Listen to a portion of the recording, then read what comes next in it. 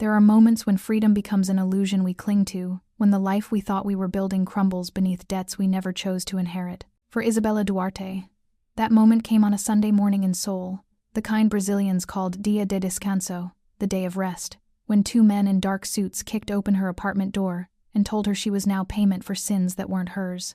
She had been grinding coffee beans when it happened. Fresh Brazilian coffee, the kind that reminded her of Sao Paulo mornings with her mother, the scent filling her small Guanac apartment like a prayer for home. The sound of the grinder masked the footsteps in the hallway. She didn't hear them coming. The pounding on her door was violent enough to rattle the frame. Before she could react, before she could even set down the grinder, the door swung open with a crack of splintering wood. Two men entered calm, efficient, unbothered by her scream in Portuguese. "Isabella Duarte," one said in accented English, his voice flat as winter stone. "Your father owes money he cannot repay. You will come with us." She froze, the coffee grinder still humming in her hand until she dropped it. It clattered to the floor, beans scattering across the tile like tiny brown promises of a morning that would never come. I didn't borrow anything." Her voice came out strangled, switching between Portuguese and English in panic. "I didn't, you know, fiz nada. I don't even talk to my father anymore. You were chosen as repayment." The words hit her like a physical blow. Her knees buckled, and she gripped the counter to stay upright. "What does that mean?" "O que isso significa?" "Repayment for what?" But they didn't answer. One of them, the taller one with a scar bisecting his left eyebrow, simply gestured toward the door. "Come willingly, or we carry you. Your choice." Before this story begins, tell me, where are you watching from? And what time is it? Don't forget to smash that subscribe button, like, and share. Now, let's begin. Isabella's mind raced through impossible options as they led her down the narrow stairwell of her building. She could scream, but who would help? She could run, but where? Seoul was still foreign to her, even after 3 months. The language was a wall she could barely climb, the streets a maze she'd only just begun to map. The SUV waiting outside was black and sleek, windows tinted so dark they looked like portals to nothing. One of the men opened the rear door and gestured for her to get in. When she hesitated, his hand found the small of her back, not rough, but firm enough that she understood refusal wasn't an option. She climbed in. The interior was all black leather and cold air conditioning. Another man sat in the driver's seat, silent, staring straight ahead.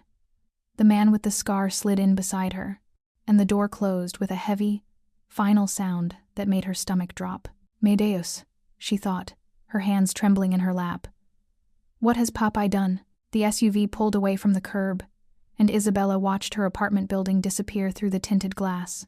3 months. She'd only been in Seoul for 3 months, teaching Portuguese to Korean business students, living quietly, sending money home to her younger brothers. She thought she'd escaped her father's chaos when she left Brazil. She thought distance would save her. She thought wrong. The ride felt eternal and instantaneous all at once. Seoul's streets blurred past neon signs in Hangul she couldn't read, convenience stores glowing like beacons, pedestrians crossing intersections without a glance at the black SUV that carried her deeper into a nightmare she couldn't understand. They drove north, away from the university district, away from the cramped neighborhoods where expats clustered for comfort. The buildings grew taller, sleeker, more expensive. Then they left the city center entirely, climbing into the hills that overlooked the Han River. That's when Isabella saw it, the mansion. It rose from the hillside, like something carved from shadow and glass black stone walls, sharp modern angles, windows that reflected the city lights below like a predator's eyes. The gates opened automatically as they approached, smooth and silent, closing behind them with a finality that made her chest tighten. "This is it," she thought, her breath coming short and shallow. "This is where I die." The SUV stopped in a circular driveway made of dark granite. The man beside her opened the door and gestured for her to exit. She did, her legs unsteady, her heart pounding so hard she could feel it in her throat. 2 more men in dark suits stood at the entrance guards, clearly, with earpieces and the kind of stillness that came from knowing how to kill efficiently. They didn't speak as she was led past them, through massive double doors that opened into a foyer of minimalist elegance. The interior was nothing like she expected. No gaudy displays of wealth, no gold fixtures or marble statues. Instead, everything was clean lines and muted tones, polished wood floors, white walls, modern art that probably cost more than her family's house in Sao Paulo. The air smelled of incense and pine, a combination that was distinctly Korean and utterly foreign to her Brazilian senses. They walked her down a long hallway, past rooms she couldn't see into, until they reached a door at the end. One of the men knocked twice, then opened it. "Inside," he said in English. Isabella stepped through. The room was smaller than she expected, almost intimate despite its clean modern design. Floor-to-ceiling windows overlooked the city lights below. A low black table sat in the center, surrounded by floor cushions. Incense burned in a corner, the smoke curling upward like ghostly fingers, and then they entered. 2 men, identical faces, opposite souls. The first wore a black mandarin collar suit that fit him like it had been sewn directly onto his body. His hair was perfectly styled, not a strand out of place. His expression was utterly unreadable, like looking at still water and knowing something dangerous lived beneath. His eyes were dark and assessing, taking in every detail of her disheveled appearance with clinical precision. The second wore a deep maroon jacket over a black shirt, the top buttons undone to reveal the hollow of his throat. His hair was slightly tousled, like he'd run his hands through it recently. Where the first man was ice, this one was fire. His eyes burned with something between curiosity and hunger as they traveled slowly down her body and back up again. Twins. Isabella's chest tightened as they approached, moving in perfect synchronicity despite their contrasting styles. "Please." Her voice came out as barely a whisper. "I didn't know about any debt. Por favor. There's been a mistake." The one in black spoke first, his voice soft but merciless, each word precisely chosen. "Your father knew the consequences when he borrowed from the Huan clan. 3 billion won. Did you think such a debt could be ignored? 3 billion won." Isabella's mind scrambled to convert it roughly $2.5 million US. Her father had always been a gambler, but this was beyond anything she'd imagined. "I don't have that kind of money," she said, her voice breaking. "I'm a teacher. I barely make—" "We know what you make," the one in maroon interrupted. Circling her slowly like a predator assessing prey, she could feel his eyes on her, studying her from every angle. "We know everything about you, Isabella Duarte, 26 years old. Literature degree from Universidade de São Paulo. Teaches Portuguese to Korean business students. Sends half her salary to her family in Brazil. Drinks her coffee black with too much sugar. Reads Machado de Assis before bed." Her blood ran cold. "How do you, for debt of this size," he continued, ignoring her question. "Someone must pay, if not money." He reached out and tilted her chin with one finger, forcing her to meet his burning gaze. "Then something of equal value." Her breath trembled. "What does that mean?" The one in black stepped closer, close enough that she could smell his cologne bergamot and something darker, woodsy. "It means you belong to us now." "Belong?" The word came out strangled. "O que vocês querem dizer? What do you mean, belong?" The twin in maroon smiled slowly, wickedly. "As payment for your father's debt." The one in black's voice softened, but the softness felt like a trap closing around her throat. "You will not be harmed. You will not be a servant." A pause that stretched like wire pulled taut. "You will be our future wife." The room tilted. Isabella's heart stopped, restarted, stopped again. "Wife?" she stammered, switching fully to Portuguese in her panic. "Esposa? Of both of you? Isso é loucura, this is insane." The one in maroon lifted an eyebrow, clearly amused by her distress. "We are twins. We share everything." The one in black continued, his dark eyes holding hers with an intensity that made her want to look away but couldn't. "Blood, power, legacy." His gaze dropped to her mouth, then back to her eyes. "And from today, you—" Isabella stumbled backward, her shoulders hitting the wall. She was speaking rapid Portuguese now, words tumbling out in a panicked stream. "Meu Deus, isso não é real. Isso não está acontecendo. Eu vou acordar. Isso é pesadelo." The twin in maroon chuckled, the sound low and dark. "You're even prettier when you curse in Portuguese." "Stop," she gasped, pressing her palms flat against the wall behind her, as if she could push through it and escape. "This isn't.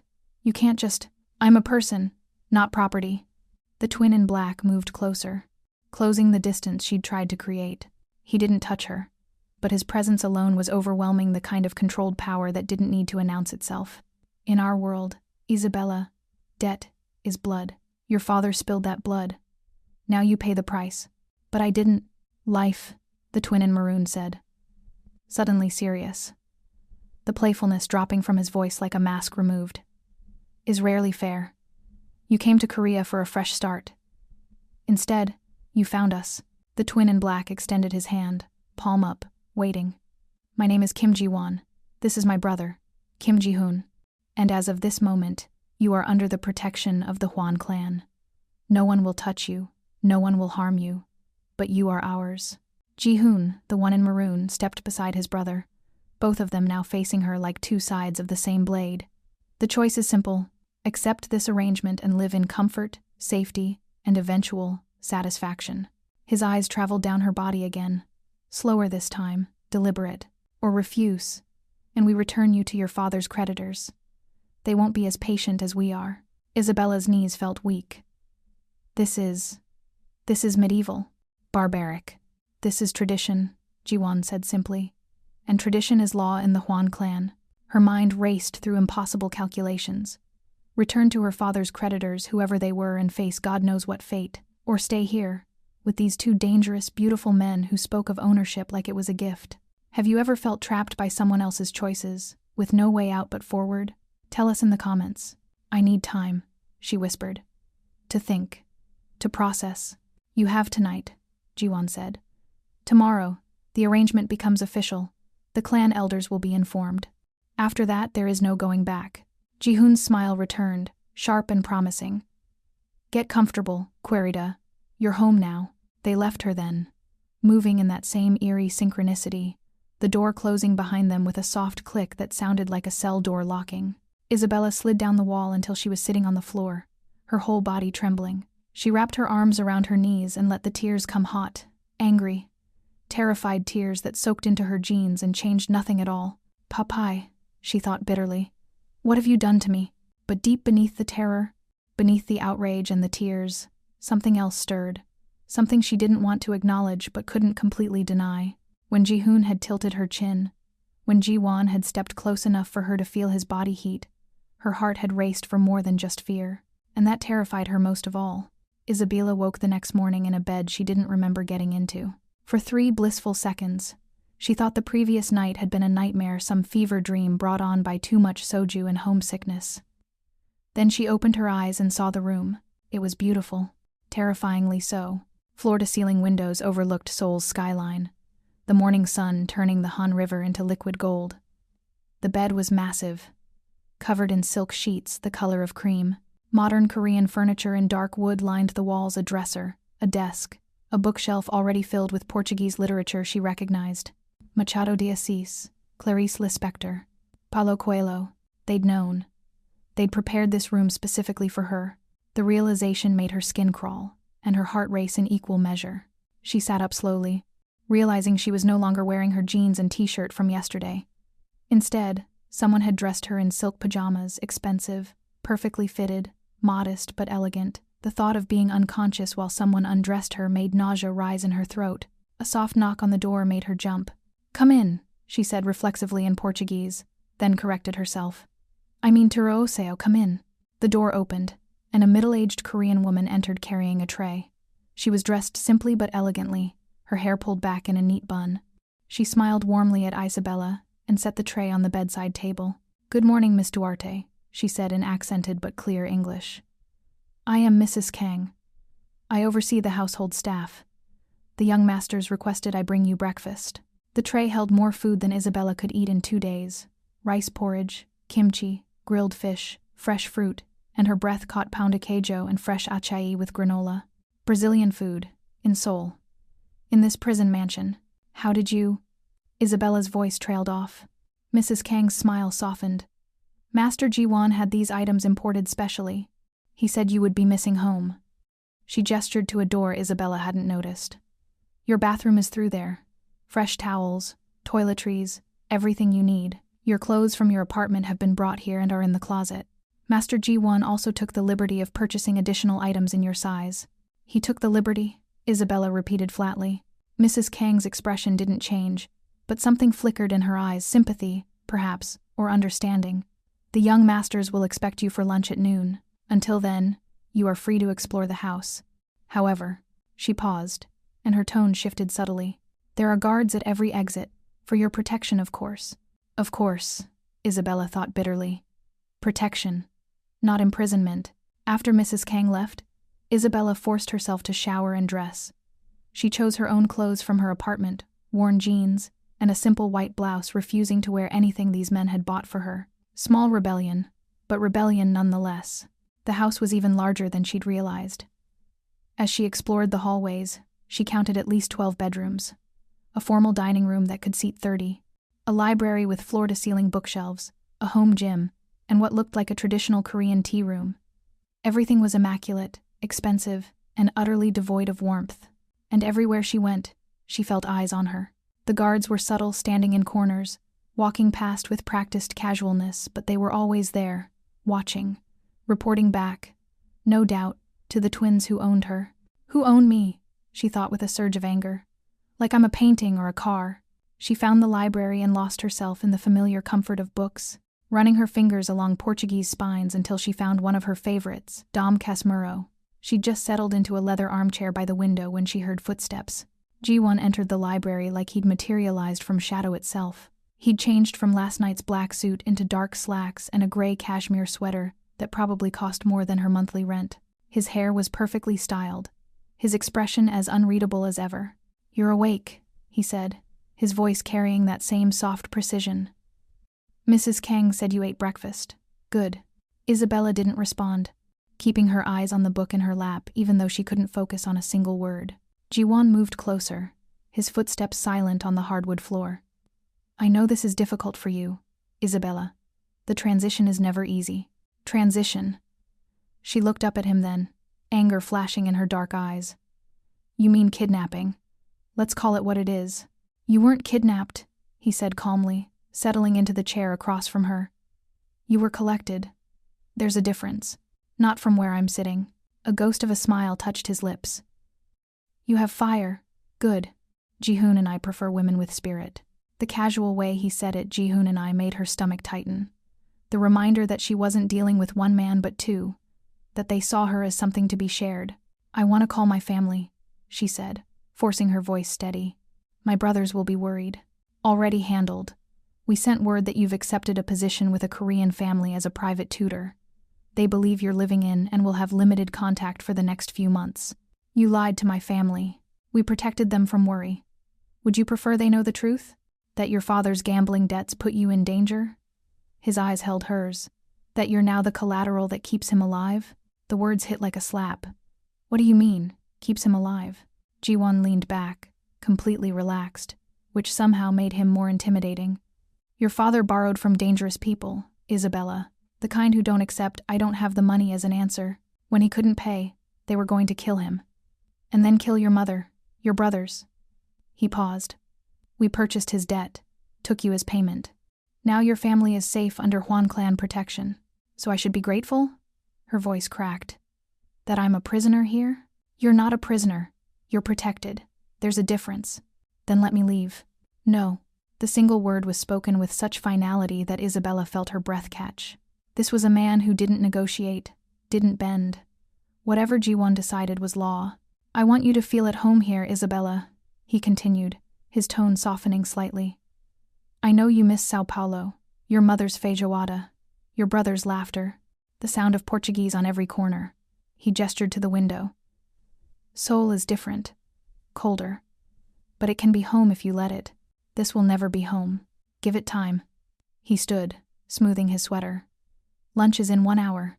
Ji-Hoon is eager to see you." He left before she could respond, and Isabella was alone again with her racing thoughts and the book she could no longer pretend to read. Lunch was served in a smaller dining room with a view of the gardens.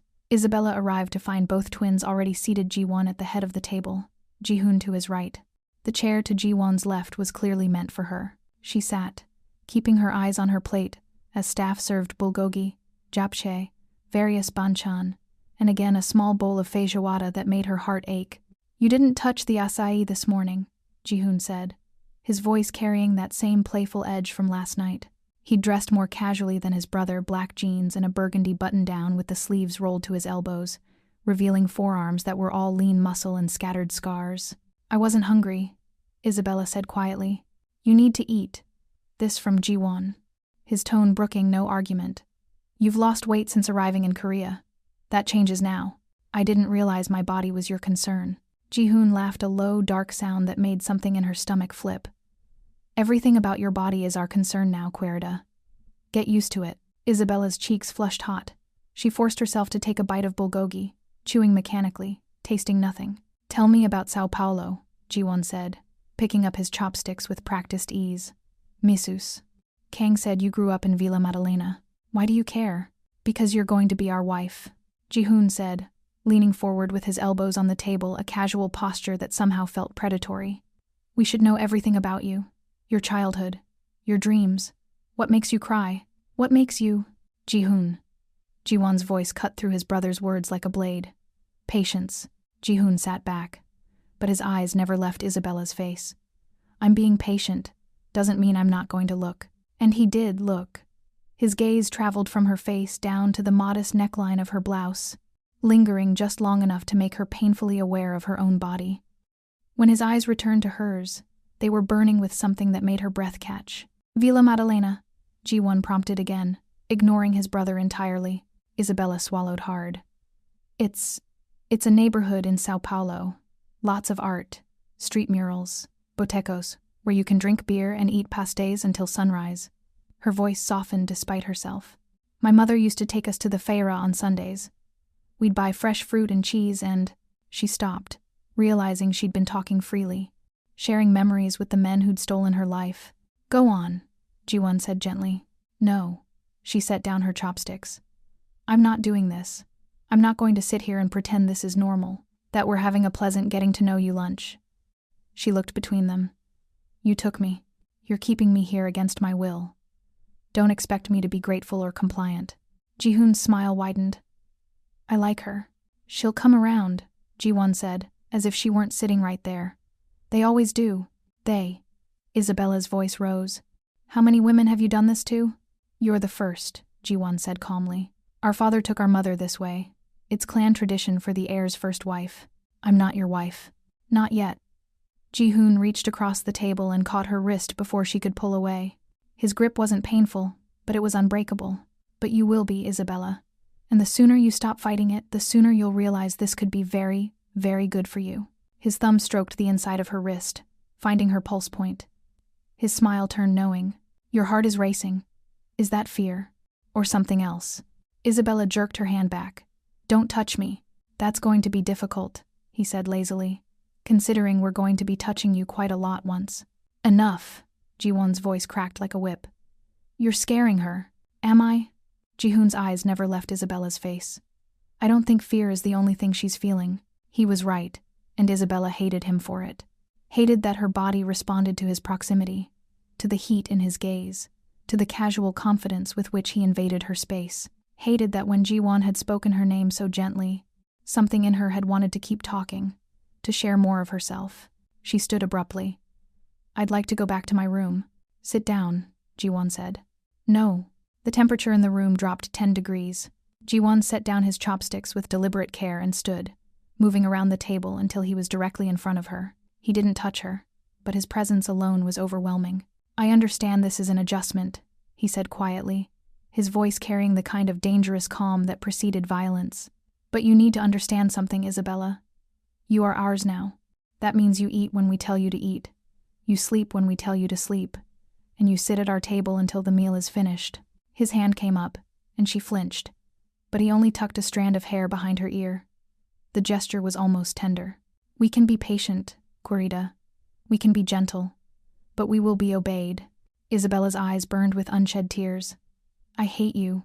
That's fine, Ji-Hoon said from behind her. When had he moved? She hadn't heard him stand. Now he was there, close enough that she could feel his body heat at her back. Hate us. Fight us. It doesn't change what's going to happen. His breath was warm on her neck as he leaned in, his lips a whisper away from her ear. You're ours, Isabella, and eventually you're going to beg us to prove it. That night, Isabella waited until the house was quiet before attempting her escape. She'd studied the guard patterns all evening, noting when they changed shifts, where the blind spots were. The mansion's outer courtyard had a service gate she'd spotted from her window, smaller, less monitored. At 2 a.m, she slipped out of her room wearing dark clothes, her heart pounding so hard she thought it might give her away. The hallways were dimly lit, and she moved on silent feet, using every skill she'd learned from her brother's childhood games of hide and seek. She made it to the service entrance. The gate was there, just 20 meters away across the courtyard. Freedom. She could taste it. Isabella ran. She'd made it 10 meters when the lights flooded on, bright as daylight. Guards materialized from everywhere, 6 of them, moving in perfect coordination to surround her. She spun, looking for an opening, but there was none. They'd known. Of course they'd known. "Miss Duarte," one of them said in English. "Please come with us." They didn't touch her, but they didn't need to. She was trapped, and they all knew it. They escorted her back inside, not to her bedroom but to a different room, larger, darker. She realized with a sinking feeling that this was the twins' private wing. Their bedroom. Both Ji-Hoon and Ji-Hoon were there, waiting. Ji-Hoon was dressed in black silk pajama pants and nothing else, revealing a lean, muscled torso, marked with scars that told stories of violence survived. Ji-Hoon wore similar pants in dark gray, his chest equally marked, equally dangerous. They looked at her with identical expressions, not anger, but something far more unsettling, disappointment. "Did you really think we'd let you go?" Ji-Hoon asked quietly. Isabella lifted her chin, refusing to show fear even as her hands trembled. "I had to try." "Why?" Ji-Hoon moved closer, and she backed up instinctively until her shoulders hit the wall. "Where would you go, Isabella?" "Back to Brazil, where your father's other creditors would find you." "To the police, who are either paid off or too scared to touch the Juan clan?" He braced one hand on the wall beside her head, caging her in. "There is no escape. There's only acceptance." "I won't accept this," she whispered. "I won't just submit." "No one's asking you to submit," Ji-Hoon said, approaching from her other side. Now she was trapped between them, both men close enough to touch. "We're asking you to survive, to be smart, to recognize that this is your life now. And to stop running," Ji-Hoon added, his hand coming up to grip her chin, forcing her to meet his burning gaze. "Before you make us do something we'd all regret." "Like what?" She tried to sound defiant, but her voice shook. "Kill me? Never." Ji-Hoon's hand settled on her waist, and she gasped at the contact. "But there are other ways to ensure compliance. Ways that don't involve violence but do involve breaking down your resistance." His thumb stroked her hip through her thin shirt, and heat flooded through her body against her will. "You're ours, Isabella," Ji-Hoon murmured, his lips brushing her temple. "The sooner you accept that, the sooner we can move past this phase and into something much more pleasurable." She was surrounded by their heat, their scent, Ji-Hoon's bergamot and Ji-Hoon's cedar and smoke. Her body was betraying her, responding to their proximity, to the promise in their words. "Get some sleep," Ji-Hoon said, stepping back suddenly, breaking the spell. "Tomorrow you begin learning what it means to be part of this family." They released her, and guards appeared to escort her back to her room. As she was led away, she glanced back and saw them standing together, watching her with identical predatory patience. She was the prey, they were the hunters, and the chase had only just begun. 3 weeks passed in a strange, suffocating rhythm. Isabella learned the mansion's patterns like a prisoner learning the timing of guard rotations. Breakfast at 7 with Ji-Hoon, who asked quiet questions about her literature studies and actually listened to her answers. Afternoons in the library or garden, always watched, always monitored. Dinner with both twins, where Ji-Hoon would play Brazilian music, funk karaoke, sertanejo, MPB, just to watch her face soften with homesickness before hardening again with resentment. They were patient, terrifyingly so. Ji-Hoon brought her gifts, first editions of Clarice Lispector, a record player with Brazilian vinyl, a photograph of her brothers that made her cry for an hour. He never demanded thanks, never asked for anything in return, just watched her with those dark, assessing eyes like he was solving an equation only he could see. Ji-Hoon was less subtle. His touches became routine, a hand at the small of her back when they walked through hallways, fingers brushing hers when he passed her a wine glass, his body pressed close behind her when he reached over her shoulder to point out something in a book. He invaded her space constantly, deliberately, watching with satisfaction as her cheeks flushed and her breath quickened. "You dance?" He'd asked her again last week, finding her alone in the music room where a bossa nova record played softly. "Not for you," she'd replied, the same answer as before. But this time he'd stepped close, caught her waist, and pulled her against him. "Liar," he'd murmured against her ear, swaying to the music. "Your body wants to move. I can feel it." And he was right. Despite every logical thought screaming in her head, Her body had responded, molding to his, following his lead, her heart racing as his hand splayed possessively across her lower back. When the song ended, he'd released her and walked away without a word, leaving her trembling and furious at herself. 3 weeks, she thought now, staring out her bedroom window at Seoul's lights. 3 weeks, and I'm already starting to. She couldn't finish the thought. Couldn't admit what she was starting to feel. A knock interrupted her spiraling thoughts. Mrs. Kang entered, her expression unusually tense. "Miss Duarte, the young masters request your presence in the security room. Immediately." Something in her tone made Isabella's stomach drop. "What's wrong?" "Please," Mrs. Kang said, and there was fear in her eyes. Real fear. "Hurry." The security room was in the mansion's lower level, a space Isabella had never been allowed to enter. The walls were lined with monitors showing every angle of the property, the gates, the gardens, the perimeter walls. Ji-Hoon and Ji-Hoon stood in the center, surrounded by guards, all of them focused on one particular screen. "Come here," Ji-Hoon said without turning. His voice was different, harder, colder than she'd ever heard it. Isabella approached slowly, and when she saw what was on the screen, her blood turned to ice. Spray painted across the mansion's outer wall in massive red letters. "The Brazilian girl will bleed first." "What?" Her voice came out as a whisper. "What is that?" "That," Ji-Hoon said, his jaw tight with barely controlled rage, "is the Moonsick Brotherhood announcing their intentions. They're a rival organization," Ji-Hoon explained, his eyes never leaving the screen. "They've been trying to weaken the Hwan clan's position in Seoul for years, intercepting our shipments, bribing our contacts, but they've never been bold enough for a direct threat. Until now," one of the guards said grimly. "They've been circling the property for days. Drones, surveillance, probing our security. And now they've made it clear." Ji-Hoon's voice was lethal. "They know about you, Isabella. They know what you mean to us." "What I mean to you?" She looked between the twins. "I'm a prisoner. Why would they?" "Because you're not just a prisoner." Ji-Hoon finally turned to face her, and the intensity in his eyes made her step back. "You're ours, the Hwan clan's, and that makes you a symbol, a vulnerability they can exploit, or eliminate," Ji-Hoon added darkly. The words hung in the air like a death sentence. Isabella's legs suddenly felt weak. "You mean they want to kill me?" "They want to hurt us," Ji-Hoon corrected. "Killing you would accomplish that." "Then let me go." The words burst out before she could stop them. "If I'm the problem, if I'm putting your organization at risk, just let me leave, send me back to Brazil, and your problem disappears." The silence that followed was deafening.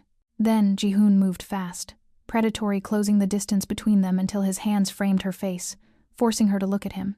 "Do you actually think," he said, his voice low and dangerous, "that we would let you go? That we'd just hand you over to them or send you away like you mean nothing?" "I don't mean anything to you," she shot back, even as her heart hammered against her ribs. "I'm just debt repayment. A transaction." "You stopped being a transaction," Ji-Hoon said quietly from behind her, "the moment we decided to keep you." Before she could process that statement, Ji-Hoon's thumb traced her lower lip, his eyes following the movement with focused intensity. "Do you know what they would do to you, Querida? The Moonsick Brotherhood doesn't make threats lightly. They would take you, hurt you, use you to send us a message written in your blood." His other hand slid into her hair, gripping firmly enough to make her gasp. "And that," he murmured, his lips inches from hers, "is not going to happen. Ever. We're moving you to the inner sanctum," Ji-Hoon said, his voice cutting through the tension.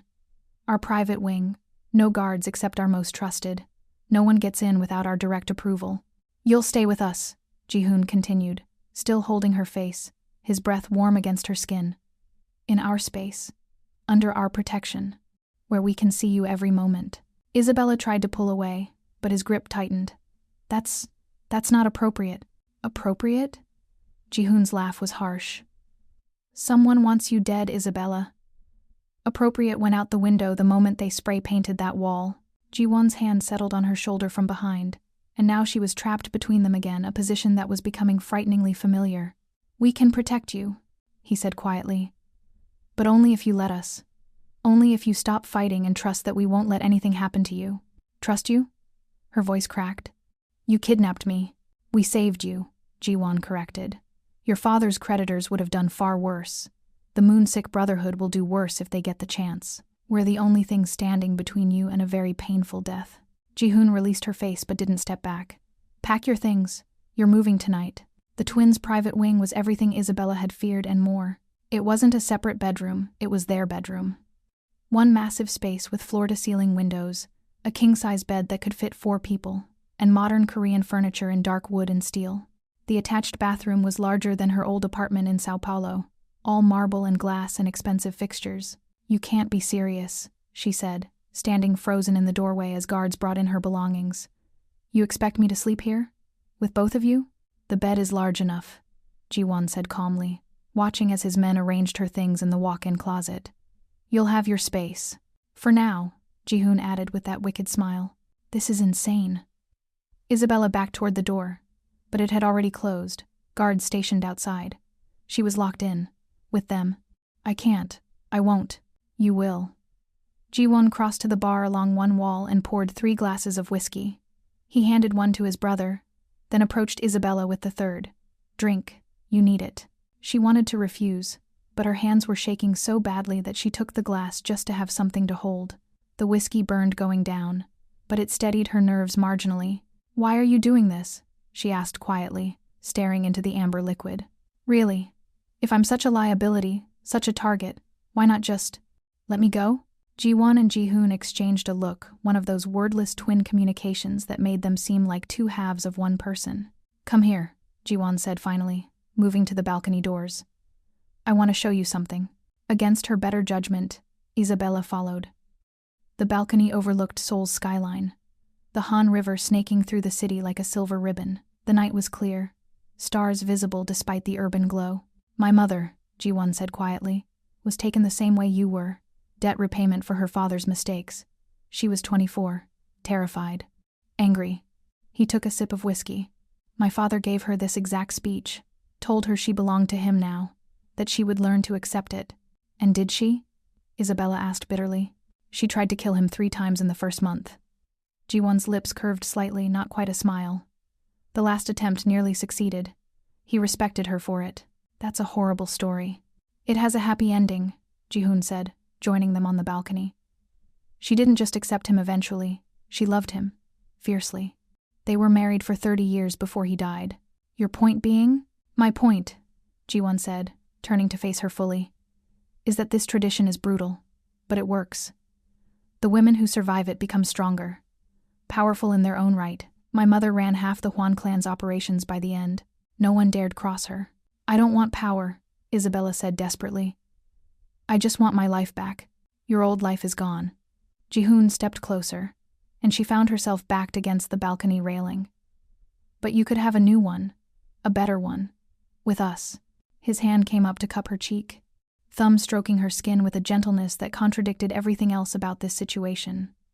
We could give you everything, Isabella. Safety, wealth, pleasure beyond anything you've imagined. Her breath hitched as Ji-Hoon moved to her other side, his body heat warming her in the cool night air. We know this started wrong, he murmured. But it doesn't have to end that way. We want you, Ji-Hoon said bluntly, his eyes dropping to her mouth. Not just as debt repayment, not just as tradition. We want you. Isabella's heart was racing so fast she felt dizzy. You don't even know me. We know enough. Ji-Hoon's hand settled on her waist, and she gasped at the contact at how right it felt despite everything.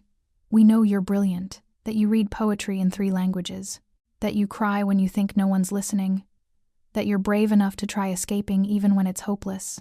We know, Ji-Hoon added, leaning in until his lips brushed her ear, that your body responds to us even when you wish it wouldn't, that your pulse races when we're close, that you're fighting an attraction you don't want to feel. His teeth grazed her earlobe, and she couldn't stop the small sound that escaped her throat. That sound, Ji-Hoon murmured appreciatively. I want to hear it again, louder, with you underneath us. Stop, she whispered, but it came out breathless, unconvincing. Do you really want us to stop? Ji-Hoon's hand slid from her waist to her hip, his touch possessive. Because your body is telling us something different, Querida. She was trapped between them on the balcony, both men surrounding her with their heat and their presence and their impossible promises. When she looked up at Ji-Hoon, his eyes were dark with something that made her core tighten with unwanted heat. When she glanced at Ji-Hoon, his expression was pure hunger. I hate this, she said, tears threatening. I hate that Whatever she was going to say was cut off by the sound of an explosion. The mansion shook, glass shattered somewhere below. Alarms screamed to life. Ji-Hoon grabbed her immediately, pulling her inside as Ji-Hoon ran to the security panel on the wall. "Southgate," he reported, his voice hard. "They breached it." "How many?" Ji-Hoon demanded, keeping Isabella behind him. "At least 20. Moonsick Brotherhood colors." Ji-Hoon pulled a gun from a drawer, then another, passing one to his brother. "They're coming for her."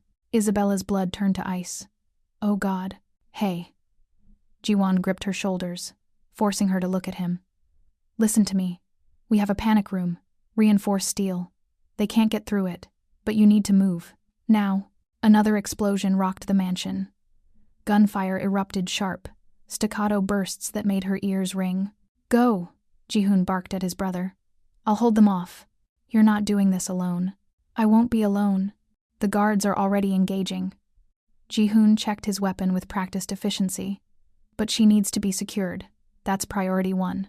Ji-Hoon hesitated for only a second, before grabbing Isabella's wrist and pulling her toward a hidden panel in the wall. It slid open, revealing a small, reinforced room, barely larger than a closet, lined with supplies and communication equipment. "Inside," he commanded. "What about you?" "What about—" "I'll be right back." He pushed her gently but firmly into the space. "Lock it from the inside. Don't open it for anyone except me or Ji-Hoon. Do you understand?" More gunfire. Closer now, shouting in Korean she couldn't understand. "Are they coming for me?" Her voice was small, terrified. Ji-Won's expression softened for just a moment. He cupped her face in both hands and pressed his forehead to hers. "They'll die before they touch you. I promise."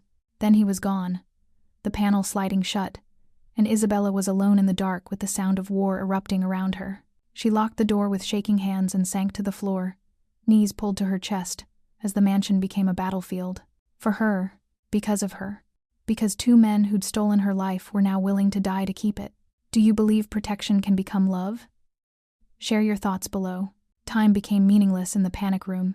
Isabella sat in the darkness, listening to the muffled sounds of violence, gunfire, shouting, something that might have been screams. She wrapped her arms around her knees and tried to slow her racing heart, but every sound made her flinch, made her imagine the worst. They're going to die because of me. Both of them. Because of my father's debt. Because of me. She didn't know how long she'd been locked in there, 20 minutes? An hour? When the panel suddenly beeped. Someone was entering the code. Isabella scrambled back, pressing herself against the far wall, her breath coming in short gasps. What if it's not them? What if the Moonsick Brotherhood got the code somehow? What if— The door slid open, and Ji-Hoon stood there, backlit by the hallway lights. His face was streaked with blood, not his, she thought desperately, and his shirt was torn. But he was alive, standing, whole. "It's over," he said quietly. "You're safe now." Isabella launched herself at him without thinking, her arms wrapping around his neck, her face buried in his shoulder. She was shaking so hard her teeth chattered, and she couldn't stop the sob that tore from her throat.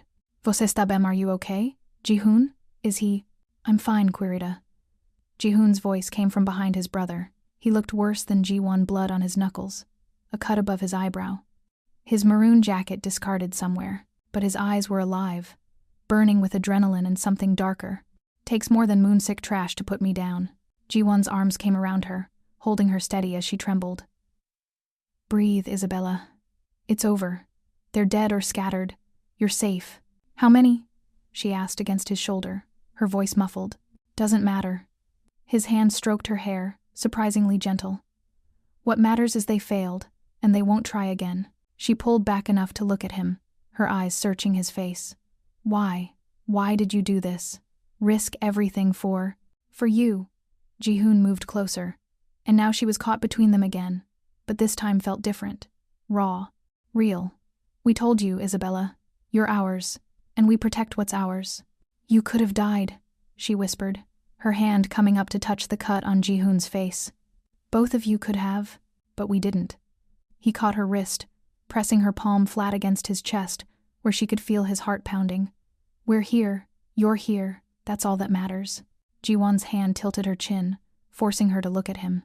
"Do you understand now? This isn't just about debt. It stopped being about debt the moment we saw you." "I don't." Her voice broke. I don't understand any of this. Then let us show you. Ji-Hoon murmured, his lips finding the pulse point on her neck, making her gasp. Let us prove what you mean to us. Her mind was spinning, emotions crashing through her like waves, terror, relief, gratitude, and underneath it all, that forbidden desire she'd been fighting for 3 weeks. The desire that had her body responding to Ji-Hoon's mouth on her throat, to Ji-Won's hand still cupping her face with impossible tenderness. They killed for me. They could have died for me. The realization shattered something inside her. Some last wall of resistance that had been crumbling since the moment they'd brought her a shai and played her music and learned her favorite poets. I hate that I want this, she breathed, the confession falling from her lips before she could stop it. I hate that I want you, both of you. Ji-Hoon pulled back just enough to meet her eyes, his smile sharp and triumphant. Say it again. I want you. Her voice was stronger now, even as tears spilled down her cheeks. E quiero vocês, both of you. I don't know when it happened, but I Deus me perdo, I want this. No gods here.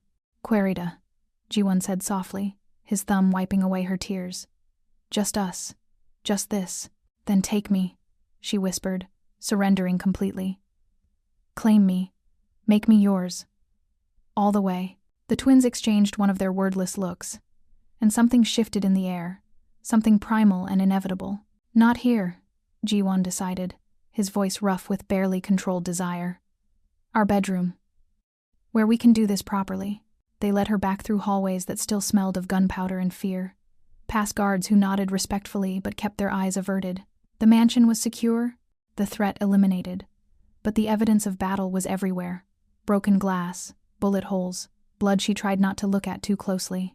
When they reached the bedroom, Ji-Hoon locked the door behind them with a finality that made Isabella's pulse spike. The room looked the same as before, the massive bed, the floor-to-ceiling windows showing Seoul's lights, but everything felt different now. She was here by choice. Well, perhaps not complete choice, but something close enough that the distinction no longer mattered. Ji-Won moved to the bed and sat on the edge, his dark eyes tracking her every movement. Come here. Isabella's legs felt unsteady, but she walked to him, stopping when she was close enough to touch. His hands found her hips, pulling her to stand between his spread thighs. You need to understand something, he said quietly, his thumbs stroking her hip bones through her clothes. Once we do this, there's no going back. You'll be ours in every way. Mind, body, soul. The Hwan clan will recognize you as our wife. The elders will expect. I know what they'll expect. Her voice was surprisingly steady. You explained the tradition. You explained the tradition. And you're ready for that? Ji-Hoon asked, moving to stand behind her.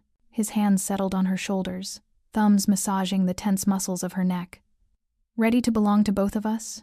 To share your body, your life, your future with twins who'll never let you go? The rational part of her brain screamed that this was insane. Stockholm Syndrome, trauma bonding, everything her psychology professors would have warned against. But her body knew something. Her mind was still learning. These men had become her protection, her obsession, her dark desire made flesh. I'm terrified, she admitted. But yes, I'm ready. Good girl, Ji-Hoon murmured against her ear, and the praise made heat pool low in her belly. We'll take care of you, I promise. Ji-Won's hands moved from her hips to the buttons of her blouse, working them open slowly, deliberately, his eyes locked on hers the entire time. Tell us if it's too much, if you need us to stop. We want you willing, Isabella. Desperate, not scared. I'm all three, she breathed as her blouse fell open, revealing the simple white bra beneath.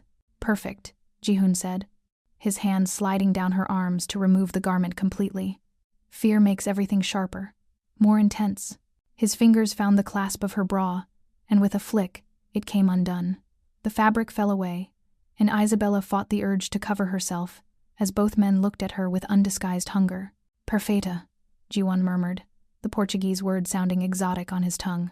His hands came up to cup her breasts, thumbs brushing over her nipples with maddening lightness. Beautiful. Isabella's head fell back against Ji-Hoon's chest as sensation flooded through her. She'd been touched before fumbling encounters with boyfriends in Sao Paulo, but nothing like this. Nothing with this intensity, this dual focus that made her feel like she was the center of their universe. Ji-Hoon's mouth found her neck again, teeth grazing her pulse point before his tongue soothed the sting. His hands worked at her jeans, unbuttoning and unzipping with practiced efficiency. "Lift your feet, Querida." She did, one at a time, letting him remove her jeans and panties until she stood completely bare between them. The vulnerability should have terrified her, would have, just hours ago, but now it felt right, inevitable. "Lie down," Ji-Hoon instructed, moving back to give her room on the bed. Isabella climbed onto the silk sheets, her heart racing as she watched both men begin to undress. Ji-Hoon moved with controlled precision, folding each garment despite the circumstances. Ji-Hoon was faster, less careful, his eyes never leaving her body as he stripped. When they were both naked, Isabella's breath caught. They were magnificent, all lean muscle and controlled power, bodies marked with scars that told stories of violence survived. And they were aroused impressively so in a way that made her core clench with anticipation and nervousness. "We'll go slow," Ji-Hoon promised, climbing onto the bed beside her. "This first time is about you, your pleasure, your initiation into this life. Later," Ji-Hoon added with that wicked grin, settling on her other side, "we'll get creative, but tonight we just want to make you ours." 4 hands began exploring her body with deliberate slowness, mapping her curves, finding sensitive spots she didn't know existed. Ji-Hoon's mouth captured hers in a kiss that was surprisingly gentle, coaxing rather than demanding. His tongue traced her lower lip before delving deeper, tasting her, claiming her mouth with thorough attention. Meanwhile, Ji-Hoon's lips traced a burning path down her throat to her breasts, taking one nipple into his mouth and sucking with perfect pressure. His hand slid down her stomach to her thighs, urging them apart with gentle insistence. "So wet already," he murmured appreciatively, his fingers sliding through her slickness. "Our perfect girl. So ready for us." Isabella moaned into Ji-Hoon's kiss as Ji-Hoon's fingers found her clit, circling with maddening skill. The dual sensation, mouth on hers, mouth on her breast, fingers working her toward pleasure, was overwhelming. She'd never been the center of so much focused attention, never felt so thoroughly worshipped and claimed simultaneously. "Please," she gasped when Ji-Hoon finally released her mouth.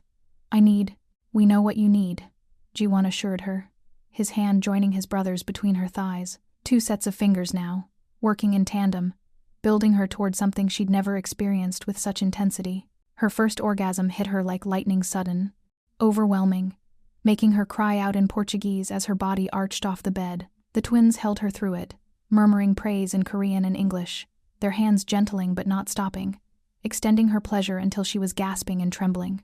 "Beautiful," Ji-Hoon said, withdrawing his hand to stroke her face. "But we're not done, Querida. Not even close." Ji-Hoon moved between her thighs, his body settling over hers with delicious weight. "This might hurt," he warned, positioning himself at her entrance. "You're a virgin, aren't you?" She nodded, unable to form words. "We'll make it good," he promised. "I'll make it so good you'll forget the pain."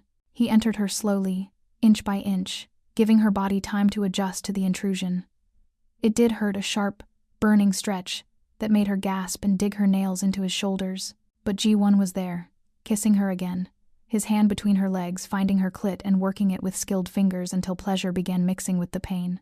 "Breathe," Ji-Hoon murmured against her mouth. "Let your body accept him. Accept us." Ji-Hoon stilled when he was fully seated inside her, his forehead pressed to hers, his breath ragged. "You feel incredible," he groaned. "So tight, so perfect." "Nossa." "Move," she whispered, her body adjusting, the pain fading into something else. "Please move." He did, pulling out slowly before sliding back in, establishing a rhythm that was gentle but thorough. Each thrust sent sparks of sensation through her, especially when Ji-Hoon's fingers worked her clit in time with his brother's movements. "You're ours," Ji-Hoon breathed, his pace increasing. "Say it. Tell us you're ours." "I'm yours," she gasped, her second orgasm building impossibly fast. "Both of yours. Su de vocês. I belong to you." "Forever," Ji-Hoon added, his voice rough. "Say forever." "Forever," she cried out as her climax crashed through her, more intense than the first, making her entire body convulse with pleasure.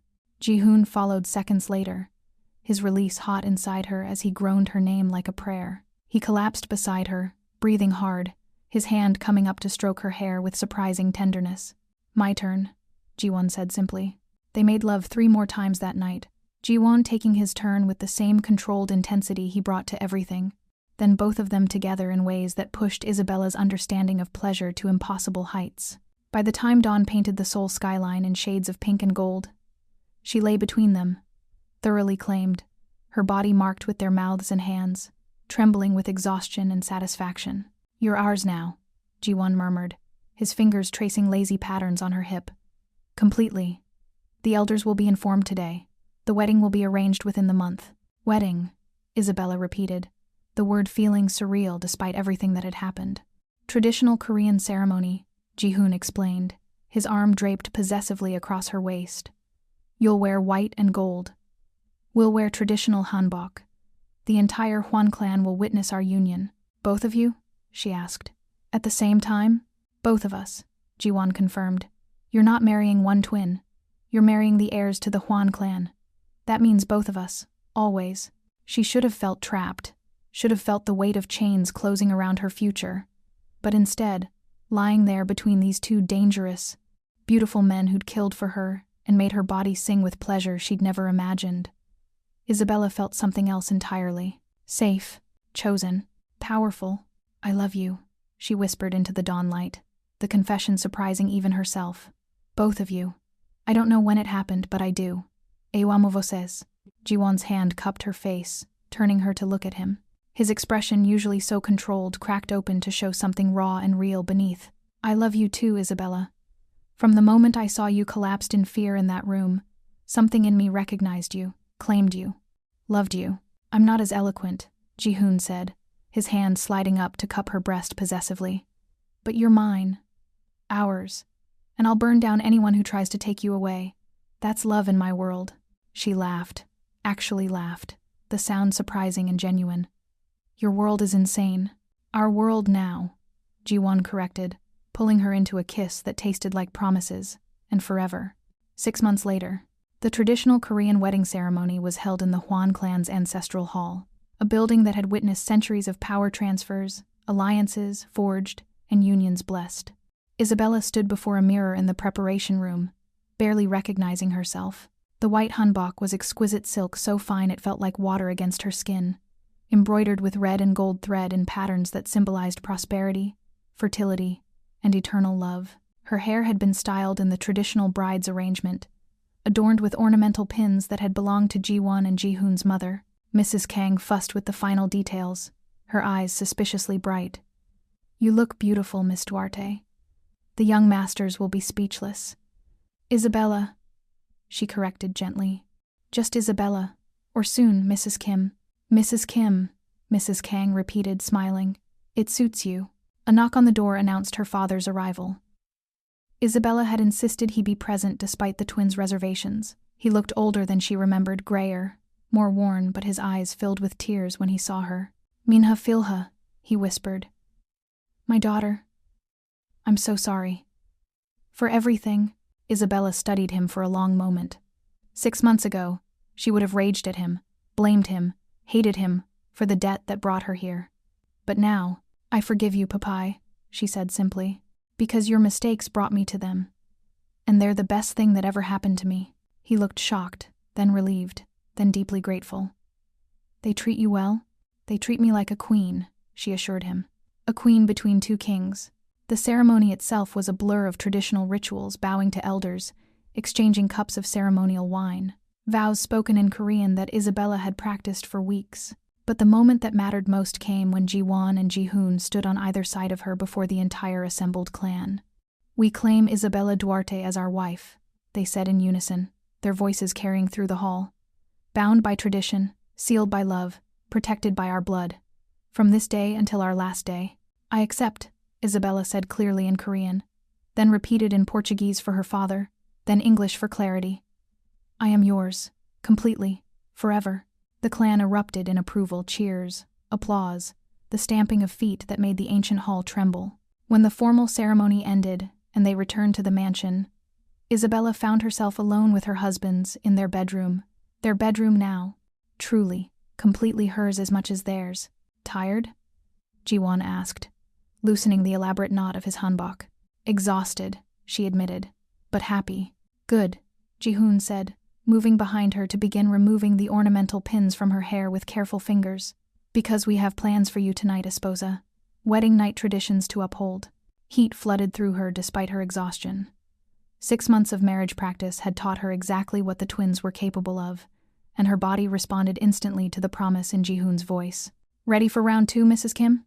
Ji-Won asked, his formal jacket discarded, his eyes dark with familiar hunger. Or should we say, Ji-Hoon added, his breath hot on her neck as the last pin came free and her hair tumbled down. Round 3,000. Isabella laughed free, genuine, the laugh of a woman who'd found her place in a world she never knew existed. I'll take both of you, she said, echoing the title that had brought her here. Always, forever. They descended on her together, and as their hands and mouths claimed her once again, Isabella thought about the journey that had brought her here. The terror, the resistance, the slow, inevitable surrender to something that felt like fate. She'd come to Seoul for a fresh start. Instead, she'd found 2 men who killed for her, claimed her, loved her with an intensity that burned away everything she used to be and forged her into something new. I came for freedom, she thought as pleasure built inside her, as the twins moved in perfect synchronicity to worship her body. I found chains, but these chains, I wear them like a crown. Sometimes the person who saves you is exactly who you were meant to find. Have you experienced this? Comment your story. Thank you for watching this story to the end. If this story touched your heart, hit the subscribe button and turn on the notification bell. Click on the next video, it's darker, deeper, and even more unforgettable. You don't want to miss it because in this world, blood may stain hands but love stains the soul.